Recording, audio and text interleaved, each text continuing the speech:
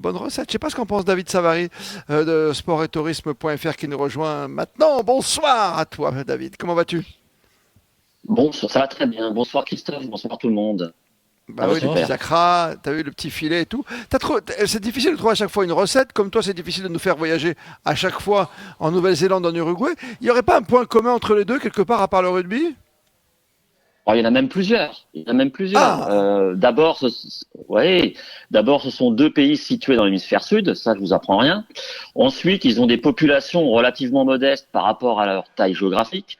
L'Uruguay, c'est environ 3,5 millions d'habitants. La Nouvelle-Zélande, c'est 5 millions. Ils ont aussi une histoire coloniale européenne, puisque l'Uruguay était autrefois une colonie espagnole, alors que la Nouvelle-Zélande, bah, elle était une colonie britannique. Au niveau politique, ce sont deux démocraties relativement stables. Bon, c'est un premier ministre en Nouvelle-Zélande, donc Chris Hipkins. mhm. En Uruguay, bah, c'est un président, Luis Alberto Lacalle Pou. J'ai relevé son nom. Ouais. Et puis, alors, Ah, je on te pensais que perd, David. Christophe voulait dire quelque chose. Non, non, C'est non, bon, on t'inquiète pas, m'entend? je voulais faire un mauvais jeu de mots, je l'ai pas osé, donc je préfère le garder pour moi. Ah, je veux bien le jeu de mots, hein. Non, non, mais non, il est franchement non. Il est tiré par les D'accord. cheveux, si tu vois ce que je veux dire. Oui, quand je parlais des poux, c'est ça, de poux. Ouais, bah, pas du tout, tout à fait. Vas-y, Non, David. je parlais du président. Ouais, Oui, c'est pour ça. oui, donc bah, oui, oui, oui. Évidemment, ils ont une culture rugby. On vient de le voir, hein, puisque les l'Osteros, c'est comme ça qu'on les appelle, les Uruguayens et les All Blacks drainent avec eux ben, de nombreux supporters. Bon, on le voit, l'Uruguay progresse, mais il y a encore une petite différence une différence de nouveau. En tout cas, c'est vraiment deux pays passionnés de rugby. Même si Laurent l'avait dit, le sport roi en Uruguay, c'est le football. Comme Oui. autre point commun, bah, c'est deux exportateurs majeurs de produits agricoles. La viande, les produits laitiers et les fruits. Bah, les fruits, quand en Nouvelle-Zélande, on pense évidemment au kiwi. Toujours au petit kiwi qui va bien. Toujours. Ouais, kiwi ni non. euh, Mais non, mais... Oh euh, non, t'as pas le droit. T'as pas le droit. j'ai pas le droit. Ouais, ouais, je sors. Mais le point, Alors, point, point, bon, point, je l'ai entendu. Ouais. ouais, voilà. Alors, les deux pays, alors ils ont aussi deux grands espaces naturels qui sont propices à l'activité, à la pratique d'activités outdoor comme le trek, la randonnée, le vélo. Je vais citer deux exemples. En Uruguay, il faut aller dans le parc national de Santa Teresa, alors qu'en Nouvelle-Zélande, ben le parc national du Mont Cook sur l'île du Sud est très très prisé pour la pratique d'activités sportives. Et tout le monde dit tu veux voir mon cook, il Autre, faut y aller. ah, voilà. Et oui, Cook, on ne toujours, relève pas, ce qui monsieur, on m'intéresse. ne Ouais. relève pas. Vas-y, David, si t'arrives à continuer, vas-y.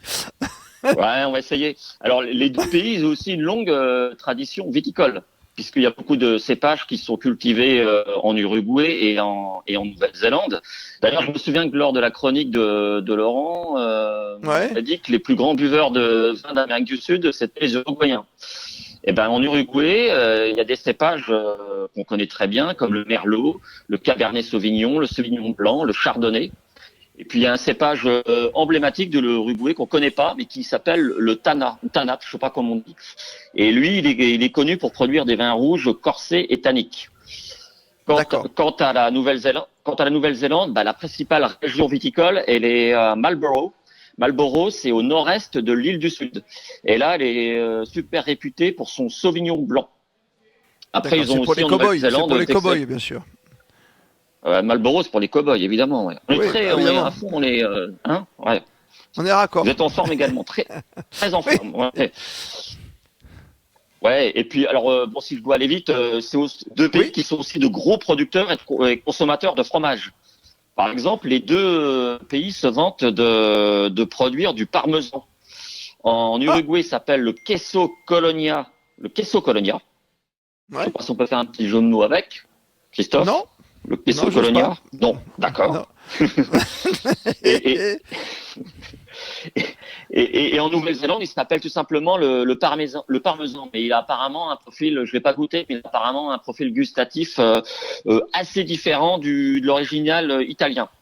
Et dans les D'accord, mais tu me deux donnes pays une idée. aussi, eh ben, Tu- Vas-y, tu me ouais. donnes une grande idée pour demain. Je sais pas, Fabrice, si tu peux commander ça avec Jérôme, hein, mais entre l'Italie et la France, on peut parler fromage, hein, si tu veux bien. Hein. Noté. On conclut, David, parce que ça va reprendre. Vas-y. Oui, juste pour terminer, ils font aussi du camembert. Voilà, aussi bien en Uruguay qu'en Nouvelle-Zélande, on peut manger du camembert. Donc, et ça Très bien. ira peut-être avec les anchois frits que le chef a préparé au Djubiban. Donc T'as vu les pourquoi pas. petits anchois frits, Osons. petits anchois frits. C'est osé l'anchois frit Voilà. au Dubiban ce soir pour Nouvelle-Zélande-Uruguay. 26-0 à la mi-temps. David, je te souhaite une belle fin de soirée à l'écoute de Radio Sport. Tu À peux vous nous regarder également. bien sûr, hein.